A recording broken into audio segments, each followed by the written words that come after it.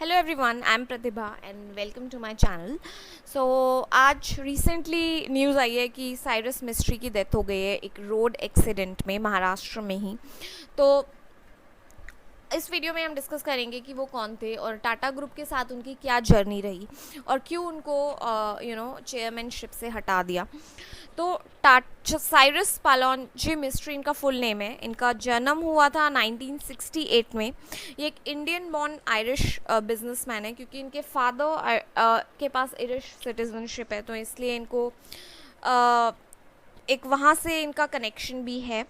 ठीक है, इनको 2012 में टाटा ग्रुप का चेयरमैन बनाया गया। सिलेक्शन पैनल ने इनको सिलेक्ट किया क्योंकि इनके पहले ये टाटा ग्रुप से एसोसिएटेड थे और पहले भी कुछ एंटिटीज़ के ये डायरेक्टर रह चुके हैं 2012 से पहले भी। और इनके जो ये एक बहुत बड़ी कंस्ट्रक्शन कंपनी से आते हैं। इनके जो फैमिली है वो एक बहुत बड़ी कंस्ट्रक्शन कंपनी का ओनर है।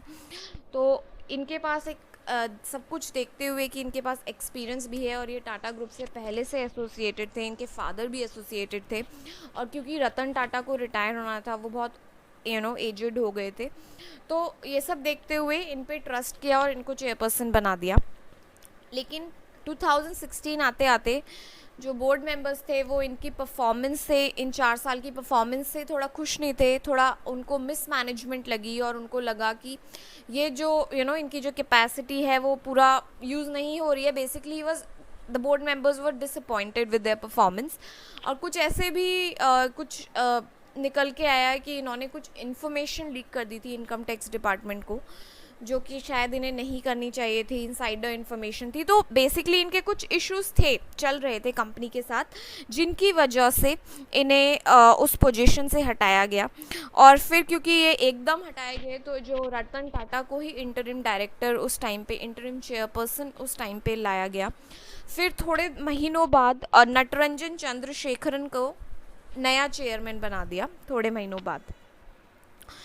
फिर दिसंबर 2019 में नेशनल कंपनी लॉ ट्रिब्यूनल करके जो NCLT करके जो लीगल फर्म है जो इंडियन कंपनीज़ के लीगल इश्यूज देखती है, उन्होंने डिक्लेयर किया कि चंद्रशेखरन को, क्योंकि इनका केस चला, तो उन्होंने डिक्लेयर किया कि चंद्रशेखरन को जो अपॉइंट किया है वो इलीगली अपॉइंट किया है। और उन्होंने ऑर्डर दिया टाटा ग्रुप को कि मिस्ट्री को ही वापस चेयरपर्सन बनाया जाए। फिर टाटा क्योंकि खुश नहीं थे इस डिसीजन से, तो उन्होंने सुप्रीम कोर्ट में इसको डाला केस को, और सुप्रीम कोर्ट ने NCLT के डिसीजन को स्टे लगा दिया। उसके ऊपर बोल दिया कि नहीं, मिस्ट्री को नहीं लाया जाएगा। उन्होंने स्टे लगा दिया। तो बेसिकली इनके लीगल बैटल्स चल रहे थे टाटा ग्रुप के साथ और वो अभी भी चल रहे थे, सॉर्ट आउट नहीं हुए थे। तो इसी फेस में थे वो, और उस बीच में उनकी डेथ हो गई आज। और या it's a very sad news, क्योंकि ये बहुत एक जो भी इनके लीगल बैटल्स थे वो इनका पर्सनल इश्यूज थे, but on the other hand ये बहुत ही एक एक बहुत इंटेलिजेंट बिजनेसमैन थे। और इनका कंस्ट्रक्शन कंपनी का भी खुद का फैमिली बिजनेस है, Shapoorji Pallonji and company limited का। इन्होंने 1991 में एज ए डायरेक्टर ज्वाइन की थी वो कंपनी। एंड देन उसके बाद उन्होंने टाटा सन्स भी ज्वाइन की 2006 में से। ये टाटा सन्स के बोर्ड मेंबर भी बने। उसके बाद ये टाटा पावर के, टाटा एलेक्सी ग्रुप के डायरेक्टर बने। और फाइनली 2012 में ये टाटा ग्रुप के चेयरपर्सन बने, जिसमें Tata Motors, steel, Tata Consultancy Services, Tata Teleservices, पूरा टाटा ग्रुप आता था। बट बिकॉज कुछ उनके इशू हुए तो इनको 2016 में निकलना पड़ा। तो ये इनकी स्टोरी है। और इनके 18.4% स्टेक होल्डर्स भी हैं टाटा सन्स में। तो ये एक इनकी स्टोरी है। और या so I hope you guys like this information and please subscribe कर दो मेरा channel and I will see you guys in next video. Bye.